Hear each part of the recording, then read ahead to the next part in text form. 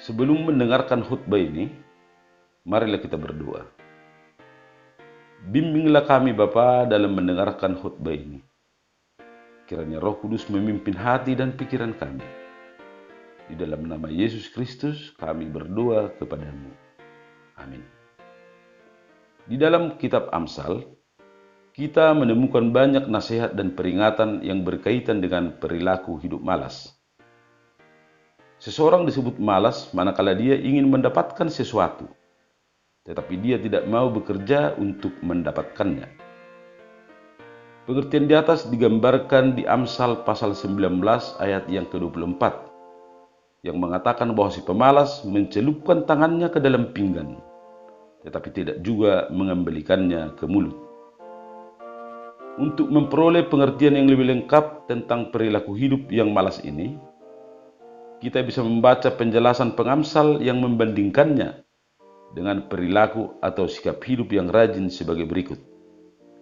Yang pertama, tangan yang lambat membuat miskin, tangan yang rajin menjadikan kaya. Amsal pasal 10 ayat 4. Yang kedua, orang yang malas tidak akan menangkap buruannya, tetapi orang yang rajin akan memperoleh harta yang berharga. Amsal pasal 12 ayat 27. Yang ketiga, hati si pemalas penuh keinginan tapi sia-sia, sedangkan hati orang rajin diberi kelimpahan. Amsal pasal 13 ayat 4. Dan yang keempat, tangan orang rajin memegang kekuasaan, tapi kemalasan mengakibatkan kerja paksa. Amsal pasal 12 ayat 24. Dari penjelasan di atas dapatlah kita mengerti bahwa kemalasan akan mengakibatkan kesusahan dan kemiskinan, sedangkan kerajinan akan membuat hidup sejahtera dan berkelimpahan. Kemudian pengamsal mengingatkan si pemalas untuk segera keluar dari kemalasannya dan memberi nasihat supaya meniru dan belajar dari semut. Itulah yang akan kita dengarkan melalui khutbah pertangyangan menyambut minggu ke-9 setelah Trinitatis, sebagaimana tertulis di dalam kitab Amsal pasal 6 ayat 6 sampai dengan ayat yang ke-11 dengan topik bekerja untuk Tuhan.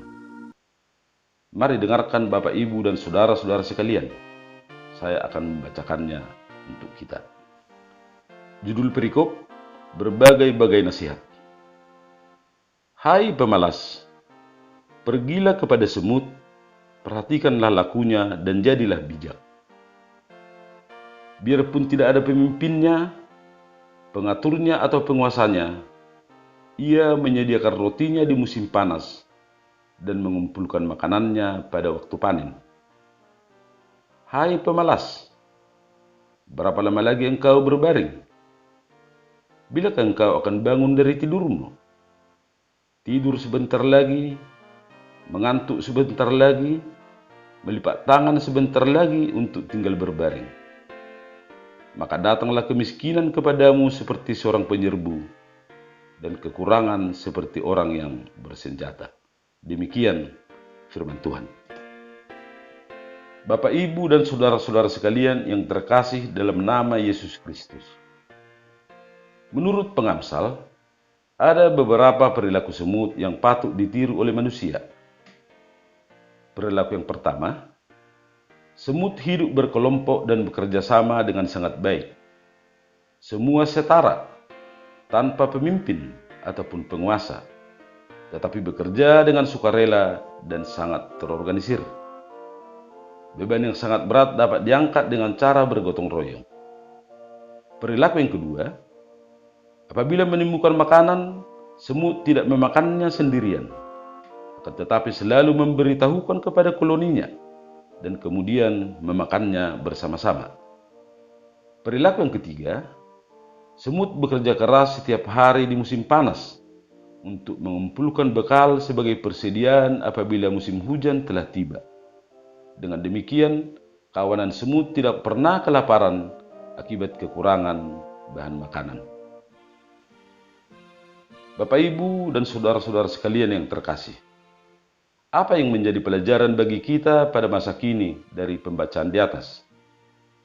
Pelajaran yang pertama, jangan ada seorang pun yang malas bekerja. Jangan menunda pekerjaan. Jangan bekerja hanya setelah disuruh, apalagi dipaksa. Bekerja haruslah karena kesadaran sendiri, dan bekerjalah untuk mendapatkan hasil yang terbaik. Pelajaran yang kedua, bekerja adalah kehormatan, sehingga pekerjaan apapun, sepanjang tidak bertentangan dengan kehendak Tuhan, adalah layak untuk dikerjakan.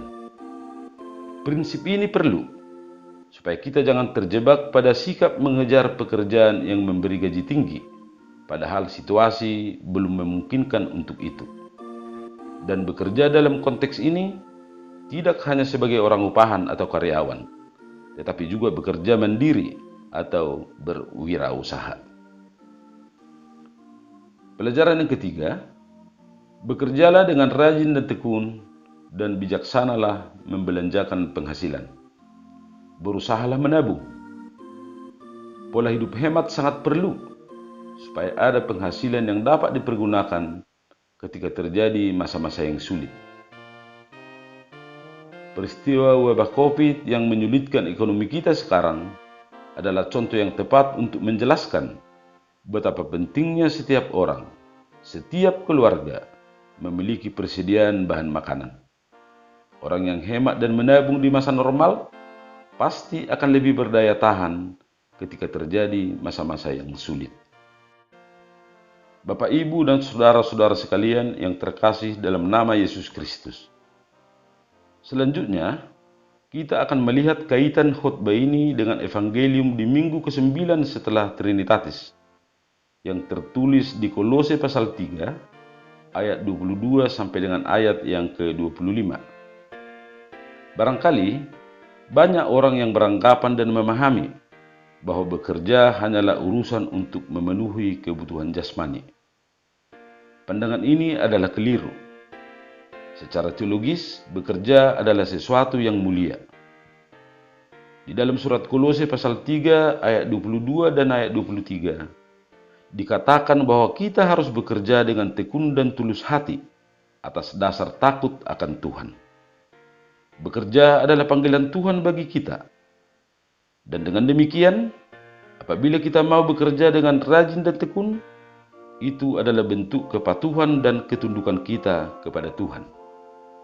Panggilan untuk bekerja adalah berkat bagi pengikut Kristus, sebagaimana tertulis di 1 Timotius pasal 4 ayat yang ke-11.